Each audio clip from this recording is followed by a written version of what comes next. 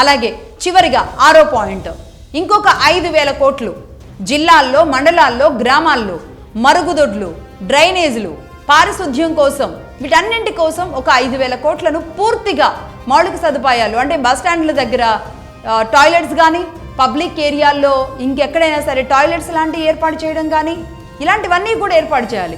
అనేక రాష్ట్రాల్లో ఎదురవుతున్న అతి పెద్ద సమస్య ఇది, టాయిలెట్ సమస్య. ఆఖరికి కొన్ని రాష్ట్రాల్లో న్యాయదేవత అని మనం న్యాయం కోసం ఆ న్యాయస్థానాల చుట్టూ ఎలా తిరుగుతూ ఉంటామో అలాంటి న్యాయస్థానాల్లో కూడా సరైన బాత్రూములు లేక ఇబ్బంది పడుతున్నాయి కొన్ని రాష్ట్రాలు. అలాగే కాంట్రాక్ట్లు, ఈ కోర్టుల కోసమో, కోర్టుల భవనాల కోసమో, ఈ బాత్రూముల కోసమో ఏదైతే ఉందో ఆ కాంట్రాక్టులకు డబ్బులు చెల్లించరు. ఆ కాంట్రాక్టర్లకు డబ్బులు వెళ్ళవు. ఏమైంది అంటే అవన్నీ పథకాలకు వెళ్ళిపోయినాయి అని చెప్తారు. అంటే ఇప్పుడు నేను చెప్పిన ఈ 6 పారామీటర్స్లో, ఈ 6 సూత్రాలను గనక ఒక్క 5 ఏళ్ళు ఏ ఒక్క రాష్ట్రం అయినా సరే ఇదే పద్ధతిని గనక అవలంబించగలిగితే అసలు ఎంత పెద్ద ఇన్ఫ్రాస్ట్రక్చర్, సరిగ్గా ఒక నాయకుడు, ఒక ముఖ్యమంత్రి, ఒక పార్టీ గవర్నమెంట్లో ఉన్నప్పుడు 5 ఏళ్లలో అద్భుతాలు సృష్టించలేరా? అంటే గొప్పలకి రాష్ట్రాలేమో బడ్జెట్లు పెడతాయి, అప్పులేమో మొయ్యలేని భారాల్లాగా కనబడుతుంటాయి.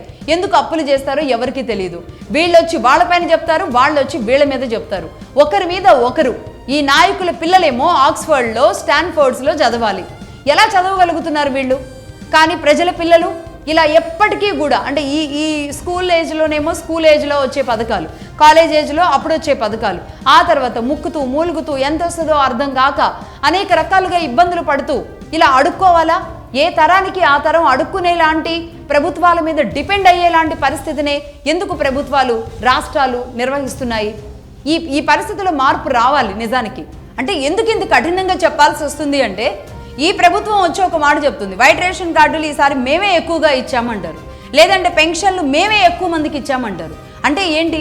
ఏడాదికి నిరాశ్రయులు పెరుగుతున్నారు. ఆ ఆపదలో ఉన్నవాళ్ళు ఆపన్న హస్తం కోసం, లేదంటే వైట్ రేషన్ కార్డుల మీదో, లేదంటే మీరిచ్చే ఉచితాల మీదో ఆధారపడే వాళ్ళు పెరుగుతున్నారు. అంటే ఆ రాష్ట్రం పేదరికంలోకి వెళుతుంది అన్న అర్థం కాదా? అంటే ఈసారి మేము ఇచ్చింది తక్కువ అని చెప్పుకునే ధైర్యం రాష్ట్రాలకు ఉండాలి. తక్కువ ఇచ్చారు అంటే ఎవరి కాళ్ళ మీద వాళ్ళు నిలబడగలిగిన శక్తిని ఆ రాష్ట్ర ప్రభుత్వం ఇచ్చింది అని అర్థం. చిన్న సింపుల్ లాజిక్ ఇది. చదువుకున్న వాళ్ళకైనా, చదువుకోని వాళ్ళకైనా అందరికీ చెప్పే సూచనలు ఇవి. నిజంగా ఈ ఉచిత పథకాల మీద ప్రజలు కూడా ఎప్పుడు ఇస్తారా అని చేతులు చాపేలాంటి పరిస్థితిలో ప్రజల ఆలోచన విధానం కూడా మారాల్సిన అవసరం కనబడుతుంది.